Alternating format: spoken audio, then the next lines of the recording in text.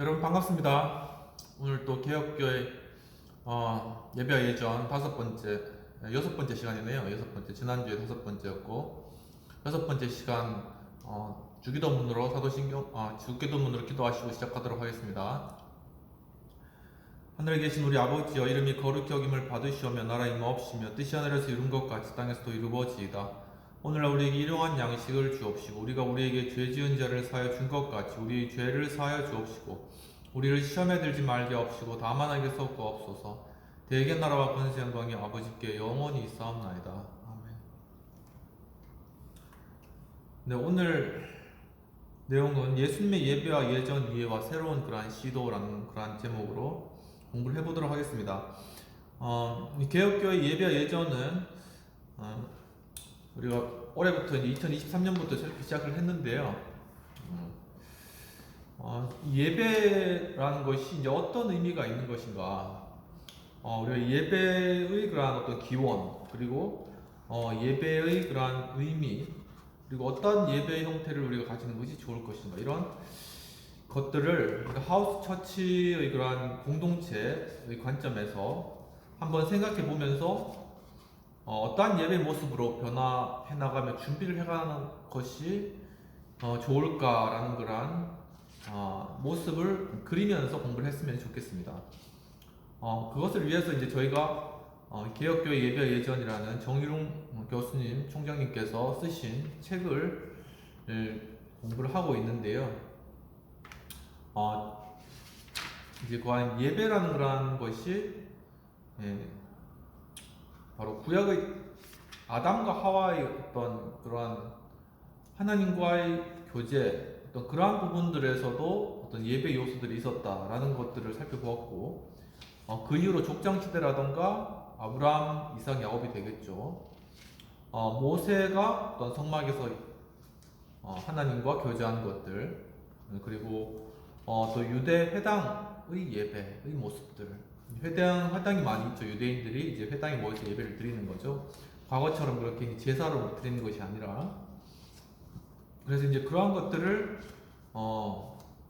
생각하면서 어떤 예배의 어떤 원형은 어떤 것이 있었는가, 그리고 그렇다면 그런 원형에서 우리가 유추를 해서 현대 예배에서 어떻게 좀 적용할 점들이나 개선할 점들이 있는 것인가, 이런 것들을 이제 앞으로 계속 또 예배를 해나가야 되는 입장이 있지 않습니까? 이제 그렇기 때문에 우리가 이런 것들을 이론적 배경으로 먼저 공부를 하고 실천적으로 한번 생각을 해보는 것이 좋을 것 같다라는 그런 생각에서 올해 작년에 하이델베르크 요리 문답의 기본적인 요리 내용들을 다 공부하고 난 뒤에 올해는 예배에 대한 그런 내용들로 지금 다루고 있는 상황입니다. 오늘 공부를 들어가도록 하죠. 지난주에 이제 유대교의 경건 형태, 유대인의 어떤 회당 예배, 이러한 부분들과 이제 예수 그리스도께서 이제 이 땅에 오셔가지고 바로 이제 그 회당 가운데서 말씀을 또 가르치시고 여러 바리새인과 서기관들을 만난 것도 그런 회당이었죠. 그러면서 이 과거에 있었던 어떤 제사 형태나 회당의 예배 형태에 관해서 어떻게 예수님 태도를 가지고 계셨으며 그러한 것들에 대해서 어떤 그러한 행위를 하셨으며 그런 어떤 또 경건 의식과 같은 부분들이 있어서 예수님께서 어떻게 생각하시고 이야기하셨는가, 이런 부분들에 대해서 한번 살펴보는 시간을 가졌습니다. 바로 이런 것들을 총체적으로 한번 생각하면서 예수님의 예배와 예전 이해는 어떤 것이었나, 예수님께서 과거 회당 예배겠죠. 그 당시에 이루어졌던 그런 예배, 아니면 성전 예배, 제사 예배, 이러한 부분들에 대해서 어떤 이해를 가지고 계셨고, 그리고 어떻게 그런 것들을 변화시키기 위해서 시도들을 하셨나 하는 것을 공부함으로 우리가 현대 예배에서 그러면 어떻게 적용을 할 수 있을 것인가 라는 것을 한번 생각해 보는 그러한 시간이 되었으면 좋겠습니다.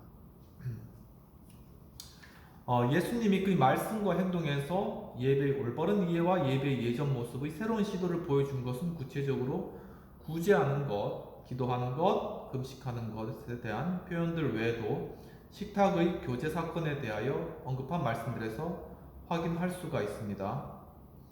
예를 들면 바리새인의 서기관들이 예수께서 죄인과 세리들과 함께 잡수시는 것을 보고 그 제자들에게 이르되 어찌하여 세리와 죄인들과 함께 먹는가? 예수께서 들으시고 저희에게 이르시되 건강한 자에게는 의원이 쓸데없고 병든 자에게라야 쓸데있나니 내가 의인을 부르러 온 것이 아니요 죄인을 부르러 왔노라 하시니라.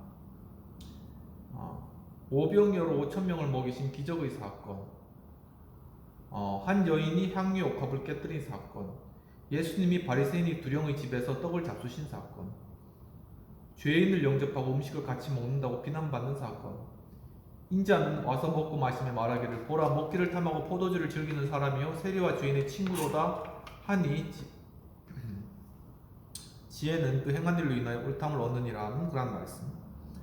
인자는 와서 먹고 마시며 너희 말이 보라 먹기를 탐하고 포도주를 즐기는 사람이요 세리와 죄인의 친구로다 하니라는 그런 말씀들. 이란 것이 바로 예수님께서 식탁의 그런 예전과 이러한 식탁의 교제를 통하여서 보여주셨던 그런 어떤 예배 그리고 어떤 그리스도인의 공동체 모임 그러한 예수님께서 바라보셨던 그러한 시각, 시야, 관점 이런 것들이 사건들에서 발견할 수 있다는 것입니다. 유대 사회의 평민인 백성들과 버림받은 자들과 제자들 그리고 역시 그에게 항상 비판적인 입장을 취했던 사람들과 함께 나누었던 그 만찬은 벌써 현재적으로 역사는 종말의 증표가 되었습니다. 즉 그것은 식탁의 교제로서 마지막 시대의 구원 공동체에 관한 의미를 보여주는 것이라고 할 것입니다. 또 너희에게 이르노니 동서로부터 많은 사람이 이르러 아브라함과 이삭과 야곱과 함께 천국에 앉으려니와 사람들이 동서남북으로부터 와서 하나님 나라 잔치에 참석하리니 등의 말씀에서도 우리는 예수님이 나누었던 식탁의 교제는 천국 잔치의 선취행위로 이해됩니다. 예수님은 유월절 준비 최후의 만찬에서 떡과 잔을 나눔을 통하여 결정적으로 새로운 예배의 모습을 보여주신 것이죠. 그는 이 만찬이 새 언약과 결부된 새로운 예배의 의미를 가지는 것으로 언급하였습니다. 이것은 죄사함을 얻게 하려고 많은 사람을 위하여 흘리는 바 나의 피 곧 언약의 피니라고 한 말씀은 성찬의 본질적 의미가 무엇인지를 보여줍니다. 그리고 이러한 최후의 만찬의 축제는 초대교회 예배를 위한 결정적인 시발점이 되었다고 할 수 있습니다. 그리고 이것은 기독교 예전의 근본 토대가 되었다고 할 수 있겠습니다. 우리는 예수님이 다른 말씀에서 예배에 대한 결정적인 새로운 의미를 발견할 수 있는데 유대교의 예배 남용을 지적하신 이래서입니다. 하나님은 재물이 아니라 자비를 원하신다고 하신 말씀은 예수님이 구약 호세아서 6장 6절의 본문을 인용하여 말씀하신 것으로 기독교 예배와 예전의 본질을 밝혀주는 말로 이해되는 것입니다. 특별히 예수님은 안식일을 어떻게 지켜야 하는지에 대하여 바리새인들이 예수님께 논쟁에 왔을 때 나는 자비를 원하고 제사를 원치 아니하노라 하신 뜻을 알았다면 무죄한 자를 죄로 정치 아니하였으리라 인자는 안식일의 주인이라는 말씀으로 대답하셨습니다. 즉 바로 예수님께서 안식일의 주인이시고 그렇기 때문에 바로 이 안식일에 이루어지는 예배 그러한 것들을 변화시키시고 또 그런 것들을 인도하시고 그런 것들에 이제 올바른 모습을 제시하실 수 있는 그러한 주권자 바로 그러한 주체가 예수님이 되신다는 것을 이야기를 한 것이죠. 그것은 우리의 공예배가 일상에서의 행동인 삶의 예배에 일치하지 않는다면 그 예배는 하나님의 거짓 행임을 지적한 말씀입니다. 마태복음 12장 10에서 12절 말씀에서 안식일에 병을 고친 일을 하는 것이 옳은지에 대한 질문을 받았을 때 예수님은 안식일에 구덩이에 빠진 양 한 마리를 안식일이라고 해서 그 양을 건져주지 않겠느냐 사람이 양보다 얼마나 더 귀하냐고 반문하셨고 그러므로 안식일에 선을 행하는 것이 옳은 일이라고 일러주셨습니다. 이러한 예수님의 말씀은 안식일의 율법적인 예배만을 강조하면서 삶에서의 이웃사랑의 봉사를 외면한다면 예배는 그 잘못된 것임을 지적해 주신 것입니다. 그렇죠? 삶과 예배가 함께 가야 된다는 거죠. 그리고 어떤 형식에 빠져서 실질, 그 본질을 잃어버리면 안 된다라는 그런 의미가 되겠습니다. 여기서 우리는 기독교의 예배가 십계명이 요구하는 것처럼, 그리고 예수님이 사랑의 이중계명을 말씀하셨던 것처럼 교회 공동체의 주일 예배와 신자의 각자의 삶의 예배의 일치에 대하여 깊은 교훈을 받게 된다고 할 것입니다. 예배의 성격과 규모에 대해서는 역시 마태복음 18장 20절에 두세 사람이 내 이름으로 모인 곳에 나도 그들 중에 있느니라고 하신 말씀에서 교훈을 받을 수 있습니다. 첫 번째로는 예배의 규모 두세 명이라도 가능하다는 거죠. 두 번째, 내 이름, 예수님의 이름으로 이루어지면 그것이 예배라는 것입니다. 세 번째, 함께 하심, 바로 그 가운데 그리스도께서 임재하신다는 것입니다. 그리고 역시 예배의 새로운 형태들은 분명히 예수님의 인격에서 출발점을 갖게 되는 것입니다. 즉 예수님이 기도를 가르치실 때 마태복음 6장 33절에서 먼저 그의 나라와 의를 구하라고 하셨고, 요한복음 14장 13절에서 내 이름으로 무엇이든지 내게 구하면 내가 시행하리라고 하시면 예수님은 기도의 중보자로서의 의미를 깨닫게 됩니다. 예수님을 통해서 이제는 하나님께 나아갈 수 있게 된 것이고, 그렇기 때문에 이 중보자 대신 예수님을 중심으로 해서 예배를 드려야 된다는 의미입니다. 예수님은 결정적으로 새로운 예배에 대해 말씀하시게 되는데, 그것은 요한복음 4장 20에서 24절 사이에 나타난 수가성 여인과의 대화에서 나타나게 되는 것입니다. 중요한 것은 삼일체 되신 하나님이 새로운 시대의 새로운 예배에서 경배의 대상이라는 것과 그 대상을 바로 알고 예배해야 한다는 것, 그리고 경배의 방법은 역시 영과 진리 되신 그리스도를 의지하여 믿음으로 나아가야 한다는 것입니다. 이 본문은 역시 중보자 되신 예수 그리스도와 성령의 역할을 나타내 보여주는 것입니다. 수가성 여인과 우물가에서 이야기를 하면서 수가성 여인은 5명의 남편이 있었던 그런 여인인 거죠. 그런데 이제 예배를 드릴 때 어떤 장소나 어떤 그러한 형식이 중요한 것이 아니라 마음으로 신령과 진정으로 드리는 것이 중요하다는 예배에 대한 정확한 그러한 방향을 예수님께서 바로 이 수가성 여인과 대화하면서 밝혀주신 건데, 그것을 우리가 말씀을 통해서 깨달게 받은 것이죠. 그러니까 얼마나 그 대화가 중요했느냐 하는 그 중요성을 우리가 알 수 있는 것입니다. 그러므로 우리는 이 본문의 말씀을 깊이 주목하고 정확히 이해할 것입니다. 예수님은 제물을 가지고 제사장에 가서 그의 중보적인 역할로 하나님께 제사하던 예루살렘 성전 시대는 끝이 났고, 이제 두셋이라도 내 이름으로 모인 곳, 그 어느 곳에서나 하나님께 예배할 수 있는 새로운 예배 시대의 도래를 선언하셨습니다. 다만 예배의 조건이 있다면 그것은 하나님이 영적인 존재시기 때문에 진리 되신 그리스도와 예배를 거룩하게 하시는 성령에 의지하여 하나님께 믿음으로 예배하라고 하신 것입니다. 예배라는 것도 이렇게 삼위일체의 공동체적인 사역 안에 포함된다고 이야기를 하고 있네요. 이제 우리는 다시 새로운 질문으로 넘어가 보기로 합니다. 그것은 새로운 예배 형식에 관한 것입니다.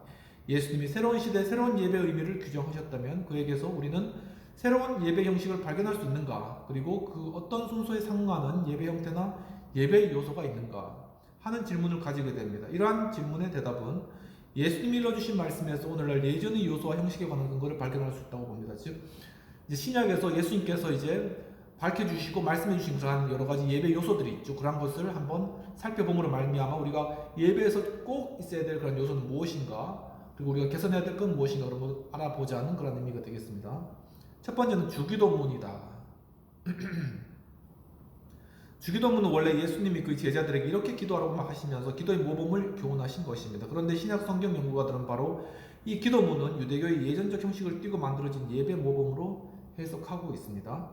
생각하면 주기도문의 내용은 크게 두 부분으로 구분되는데, 전제는 하나님의 영광을 위한 것이며 후자는 인간의 영육의 삶을 위한 것입니다. 그러나 전체적으로 세 부분으로 구분하여서 이해해 볼 수도 있습니다. 어떻게 구분되는지 한번 살펴보도록 하겠습니다. 첫째는 하나님의 영광을 위한 기도입니다. 그의 이름이 거룩함과 나라의 임함과 그의 뜻이 이루어짐에 대한 간구입니다. 이것은 하나님의 이름을 찬양하며 그에게 경배하는 내용이며, 그의 나라의 임하심과 그의 뜻이 한 땅에서 이루어지기를 바라는 내용은 바로 천국 사역의 일들을 가르치는 것입니다. 이 땅에 하나님의 영광이 가득하고 충만하기를 바라는 간구입니다. 즉 천국 하나님의 나라와 그분의 영광을 찬양하고 바로 영원하신 온전하신 하나님의 나라 가운데 예배할 것들을 바라면서 기도하는 것, 그것이 첫 번째 예배에서 기도가 가져야 될 그런 요소 중에 첫 번째라는 것입니다. 둘째는 인간이 영육의 삶에 필요한 모든 것을 강구하고 있다는 것입니다. 일용할 양식과 죄 용서와 시험의 극복 등에 관한 것입니다. 이러한 내용은 인간의 삶에 필요한 하나님의 긍휼이며 은총인 것입니다. 이 땅까지 살아가면서 필요한 것들을 구하는 것이죠. 셋째는 마지막 부분의 내용입니다. 여기서 다시 그의 나라와 권세와 영광의 영원함을 찬양하게 됩니다. 그리고 예수님은 기도할 때 언제나 그 이름으로 강구하도록 가르치십니다. 그것은 신뢰와 기대를 간직한 믿음의 요구라고 할 것입니다.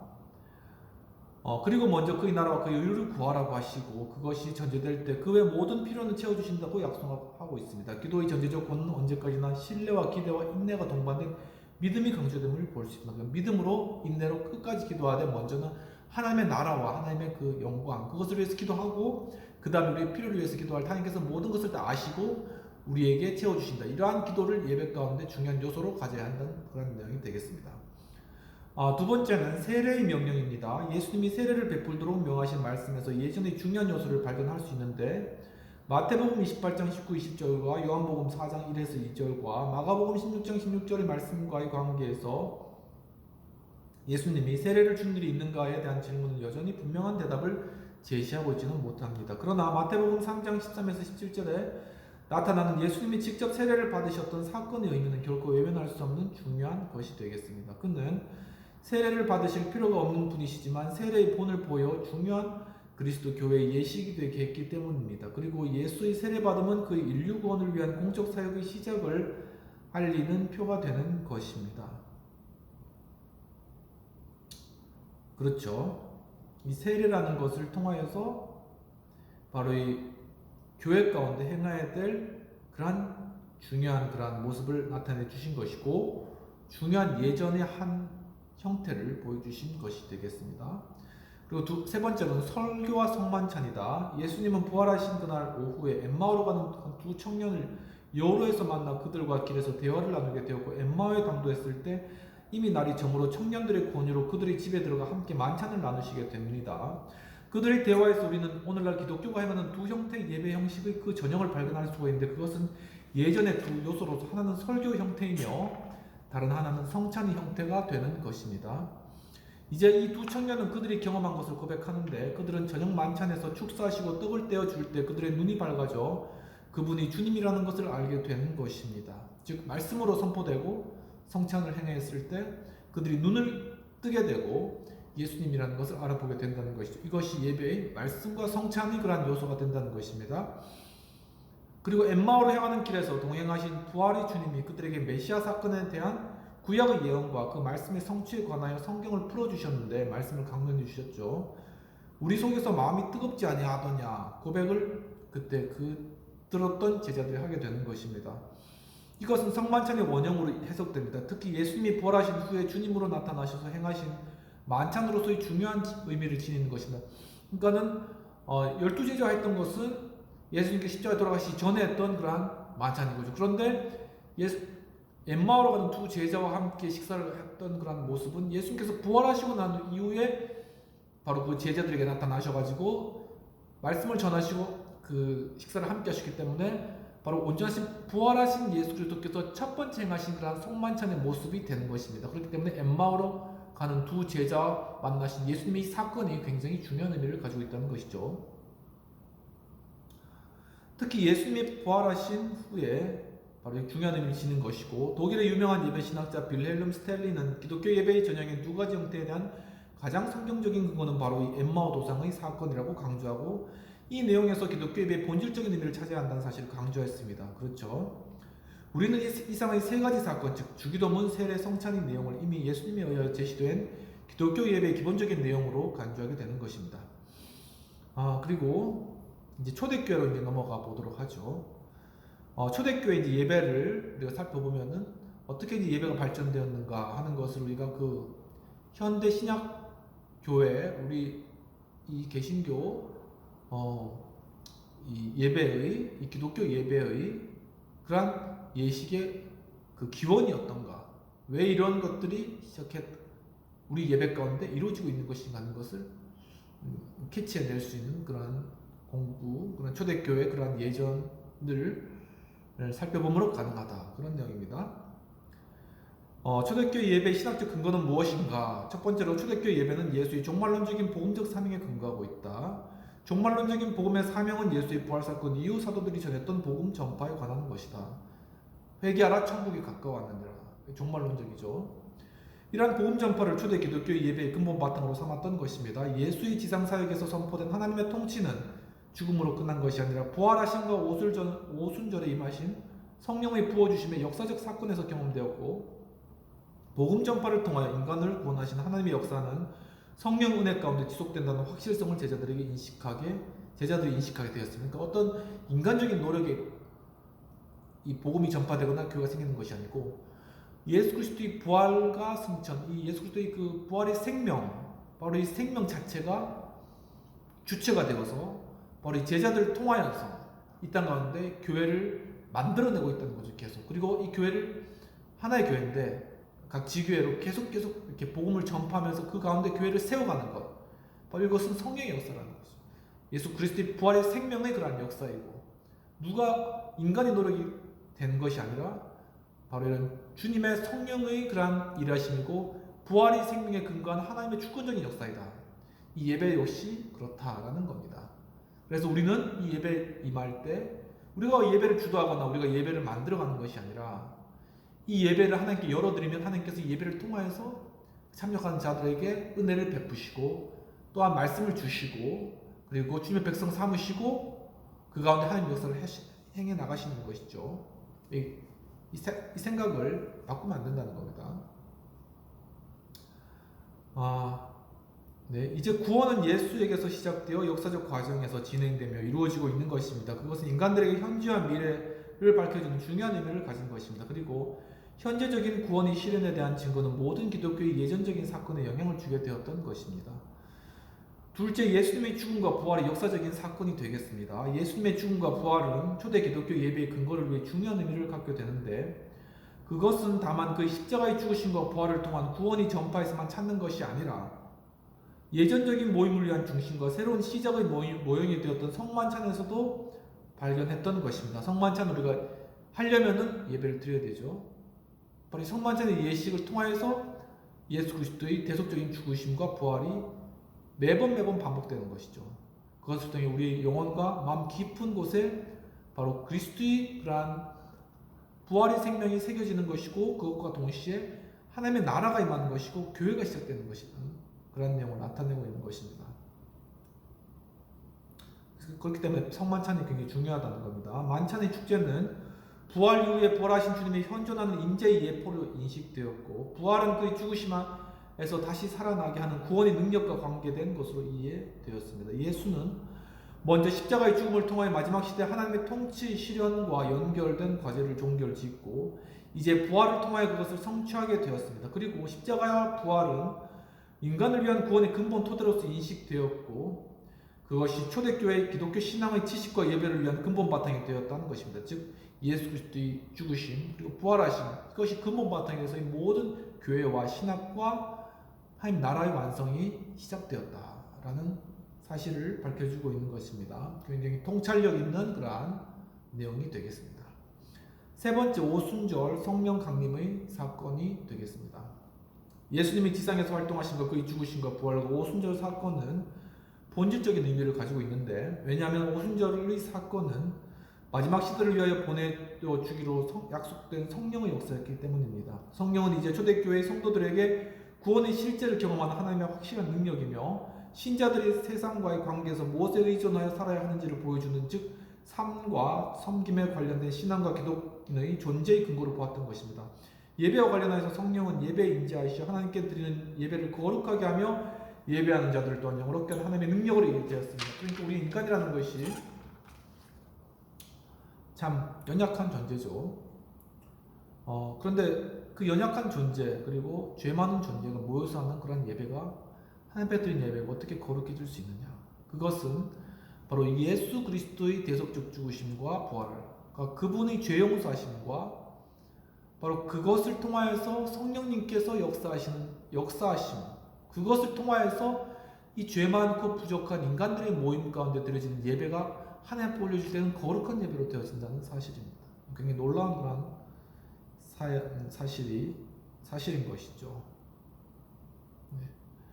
네, 그러면은 오늘은 이까지 초대교회의 그러한 예배 예전에 관한 내용들까지 오늘 다루고 그리고 이제 다음 시간에는 초대교회 예배와 예전을 구체적으로 한번 들어가서 어떤 예배, 어떤 예전, 그리고 어떤 언어를 사용해서 예배 드렸는가 하는 것을 실천적인 그러한 측면에서 한번 다뤄보도록 하겠습니다. 기도하고 마치도록 하겠습니다. 하나님 아버지, 오늘 또한 참 예수 그리스도의 그러한 이 땅 가운데 십자가를 통하여서 이루신 그러한 주님의 피값을 주고 산 그 교회의 그러한 시작, 그리고 그 예배의 거룩하게 만드시는 하나님의 성령의 능력을 또한 오늘 공부를 통하여서 배우게 해주신 데 감사합니다. 주님, 바로 이러한 참되고 신령한 진정한 우리의 예배가 이 죄 많은 우리의 인간, 그리고 연약함이 많은 그러한 인간을 통하여서 주께서 받으신다는 이 놀라운 사실에 참으로 저희들 더욱더 하나님 앞에 예배드리고자 하는 그러한 마음을 새롭게 해야 될 것들을 주님 생각해 깨닫게 해주신 주님, 이제 참 저희들이 드리는 예배를 주님 성령의 기름 부으심으로 정결하게 하고 거룩하게 해주시옵시며, 그래서 참으로 정말 주님 앞에 예배할 때 하나님께서 성령을 통해 우리 가운데 역사하시고 그것을 통하여서 하나님 기쁘게 해드리며, 또한 우리 예배하는 자들이 정말 하나의 교회 공동체로서 한 지체로서 하나님의 은혜를 경험하는 복된 예배를 드릴 수 있도록 주님 도와주시옵소서. 하나님 아버지, 정말 주님 또한 저희들 많이 또 힘듭니다. 주님, 그리고 또 지금 시리아에서 지진으로 인해서 수많은 사람들의 목숨을 잃었습니다. 주님, 정말 이 종말의 때, 주님 오시기 가까운 이때 정말 저희들 정말 이제 깨어서 이 시대를 분별하고 정말 시리아에서 고통받고 또한 집을 잃고 헤매고 있는 그러한 자들을 주님께서 긍휼히 여주시옵시고, 정말 그들에게 하나님의 도우심으로 마음을 위로하시옵시고, 속히 그러한 재난이 복구되고, 그리고 정말 모든 국가들이 참 시리아를 도와서 정말 그 국가를 또한 정말 이 재난을 회복시킬 수 있도록 도와주시옵소서. 주여, 참으로 하나님께서 참 이렇게 정말 주님 앞에 드리는 예배에 관하여서 이 예배가 정말 이 땅뿐만 아니라 세계 가운데 이루어질 것들을 좀 기대하는 마음 주시옵소서.